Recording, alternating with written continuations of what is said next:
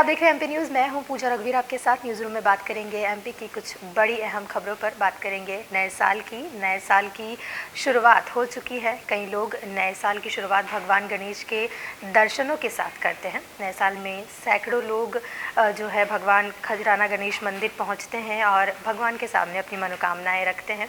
नए साल का शुभारंभ खजराना गणेश मंदिर में भगवान की आरती के साथ हुआ। वहीं रात 12 बजे मंदिर के पुजारियों ने भगवान गणेश की आरती की। कोरोना के चलते भगवान के दरबार में भक्तों को प्रवेश नहीं दिया गया। वहीं सुबह 5 बजे से मंदिर खुला और 5:30 बजे से भक्तों के दर्शन जो है शुरू कर दिए गए थे। भक्तों ने गणपति बप्पा मोरया के जयकारे भी लगाए। वहीं मंदिर परिसर में भगवान के जयकारों से मंदिर परिसर जो है गूंजता रहा।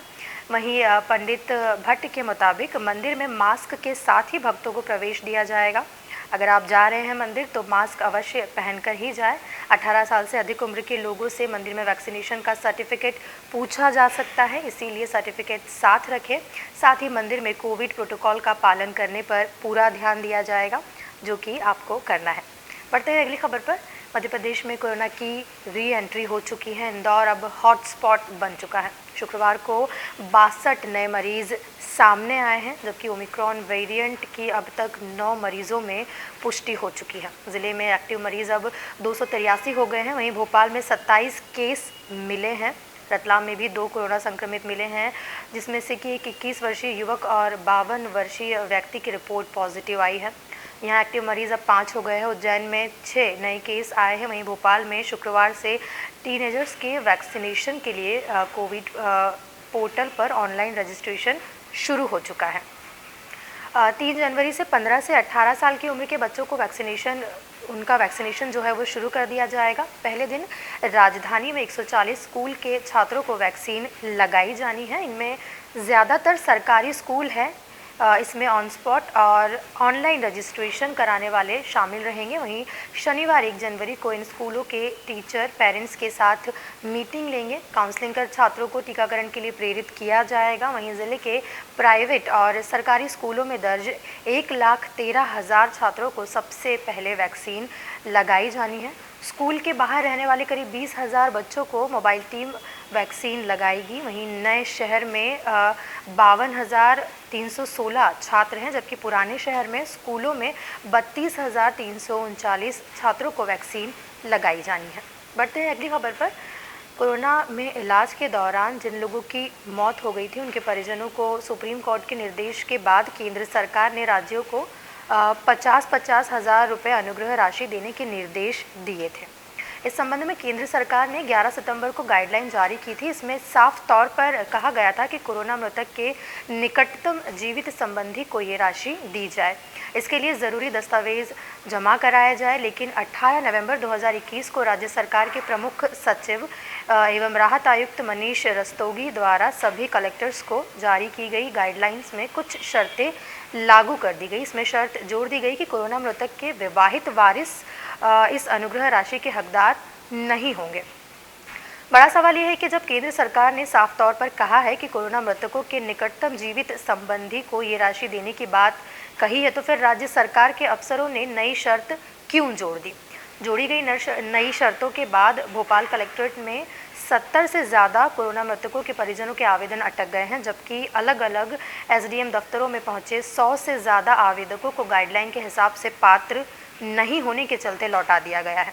परिजनों का आरोप है कि कोरोना की दूसरी लहर में लोग अपनों के इलाज के लिए एक अस्पताल से दूसरे अस्पताल भटकते रहे, कभी बेड के लिए तो कभी ऑक्सीजन और इंजेक्शन के लिए, लेकिन जान नहीं बचा पाया। अब अनुग्रह राशि की शर्तें नई समस्याएं खड़ी कर दी गई हैं। वहीं सरकारी सिस्टम की लापरवाही के चलते पहले इलाज और राशि के लिए चक्कर लगाना पड़ रहा है। वहीं भोपाल कलेक्ट्रेट में अभी तक 1,248 आवेदन जो है आए थे। इसमें से अभी तक 1,077 को अनुग्रह राशि दी जा चुकी है, जबकि 70 ऐसे आवेदन पेंडिंग हैं जिनके वारिस विवाहित है।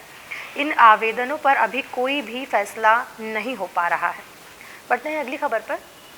कपड़ा उद्योग पर जीएसटी की दर 12% करने के निर्णय स्थगित करने पर इंदौर सहित मध्य प्रदेश के कपड़ा व्यापारियों में खुशी का माहौल है। शुक्रवार को कपड़ा व्यापारियों ने इसे लेकर सांसद शंकर लालवानी का स्वागत किया और एक दूसरे को मिठाई खिलाकर जश्न मनाया और सरकार का आभार भी माना।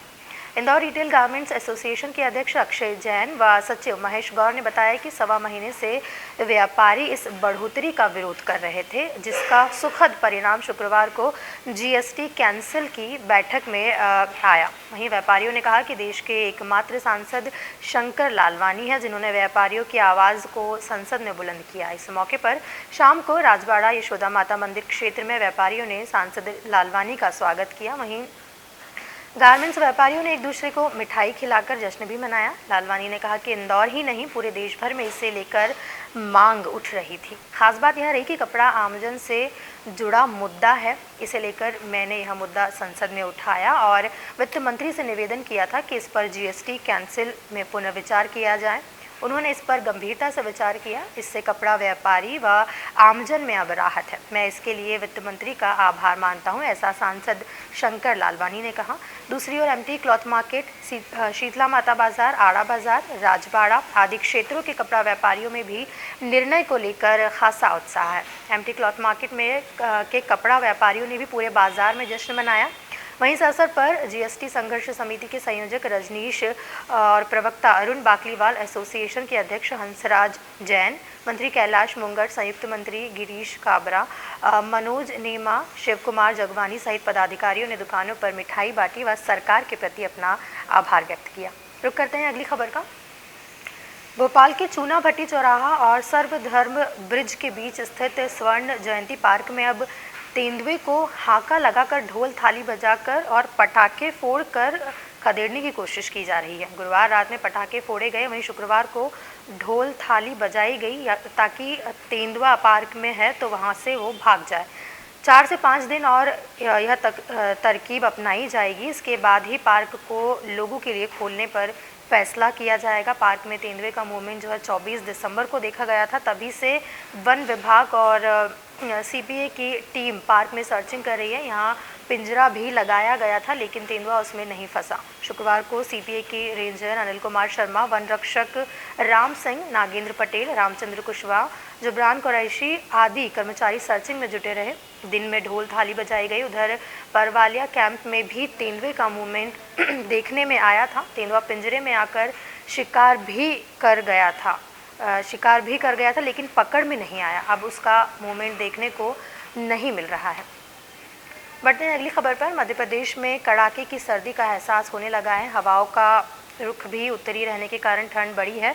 इससे प्रदेश में रात का तापमान लगातार कम होने लगा है। बीते 24 घंटे में सबसे ये ठंडा रहा है। यहाँ का न्यूनतम तापमान जो है 6 डिग्री रिकॉर्ड किया गया है।